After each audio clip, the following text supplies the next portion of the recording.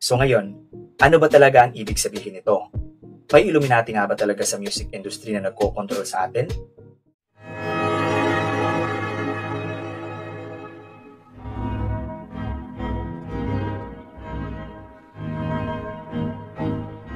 Hello everyone, Namaste. Bishop Joseph Lagumbay here from the Catholic Universalist Church.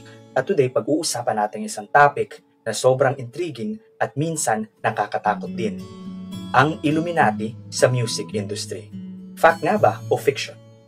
Nakita nyo na siguro ito sa mga music videos, ang all-seeing eye, mga triangles, mysterious hand gestures, at kung ano-ano pang elemento na nasa loob ng isang music video.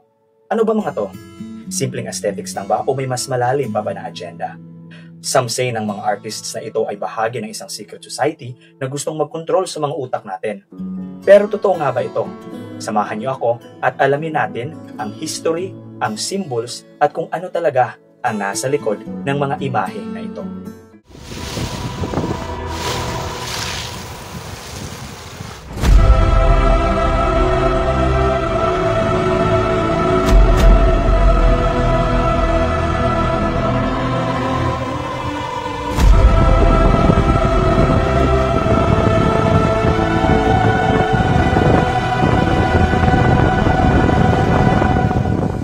Now, let's go back in time. Alam nyo ba na noong taong 1776, may isang grupo sa Germany na tinatawag na Bavarian Illuminati? Sila ang mga intellectuals at philosophers na gustong baguhin ang mundo gamit ang mga ideas about freedom and enlightenment.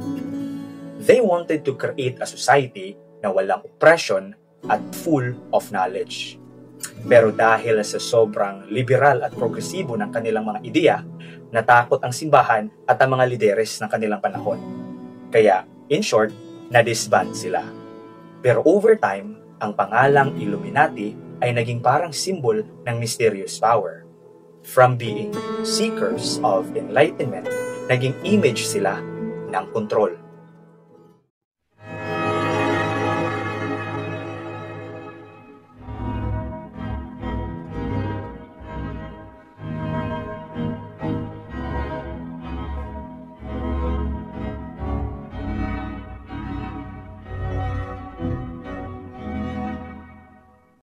Fast forward to today, ang mga Illuminati symbols tulad ng all-seeing eye at pyramids biglang nag-appear sa pop culture, lalo na sa music industry. Sa mga music videos ni Beyoncé, Jay-Z, Madonna at Kanye West, makikita natin itong mga symbols. Pero ano nga ba ang ibig sabihin nito? Sa isang banda, may mga nagsasabi na it's a sign ng mga artists na ito ay parte ng Illuminati at gamit nila ang music para makontrol ang isip natin. Pero kung titingnan natin ang mas malalim, ano ba talaga ang ibig sabihin ng mga symbols na ito?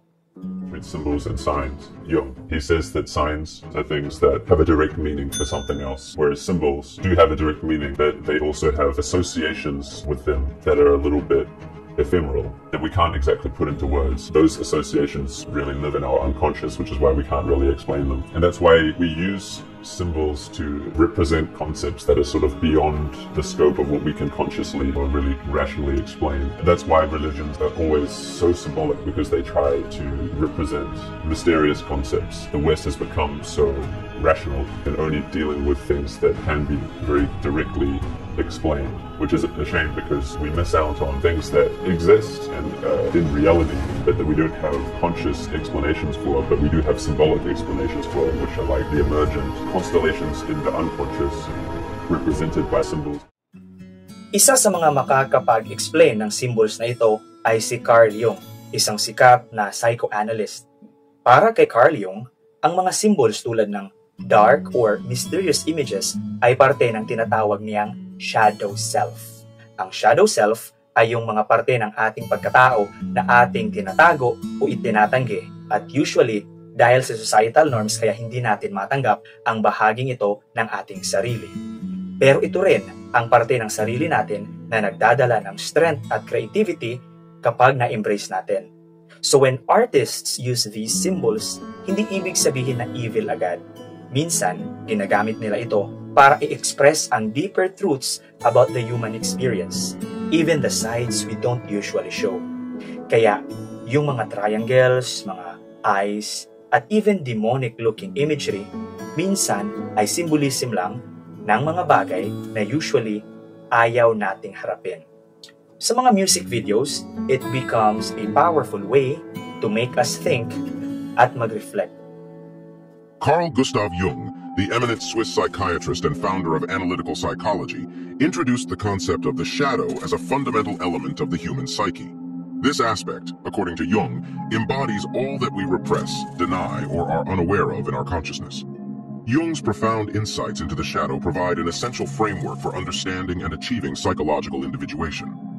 Jung aptly captured the essence of the shadow when he noted, "Everyone carries a shadow, and the less it is embodied in the individual's conscious life, the blacker and denser it is." This quote underscores that neglecting the shadow can lead to its intensification and potentially adverse consequences in one's life. The shadow is not confined to negative or malevolent attributes. It encompasses both light and dark aspects of the self. It holds within it our unexpressed desires, fears, and unacknowledged qualities. At hindi na rin bago ang symbolism na ito. Sa Bible at ibang mystical traditions, may mga images tulad ng ahas sa Garden of Eden. Usually negative ang tingin natin sa ahas kasi symbol siya ng temptation at kasamaan. Pero para sa ibang mystics, ang ahas ay symbol rin ng wisdom, transformation, at awakening. So depende rin talaga kung paano tinitingnan ang isang symbol. Hindi siya agad-agad na evil o hindi rin siya agad-agad na good lang. Dahil ang mga artist ngayon ay mas open sa iba't ibang spiritual ideas at ini-embed nila ito sa music para magbigay ng mas malalim na message. Si Beyonce, halimbawa, ay gumagamit ng mga symbols mula sa Yoruba culture para mag-represent ng ancestral pride. Sa ganitong paraan, symbolism ang nagiging tool niya for self-expression at even personal liberation.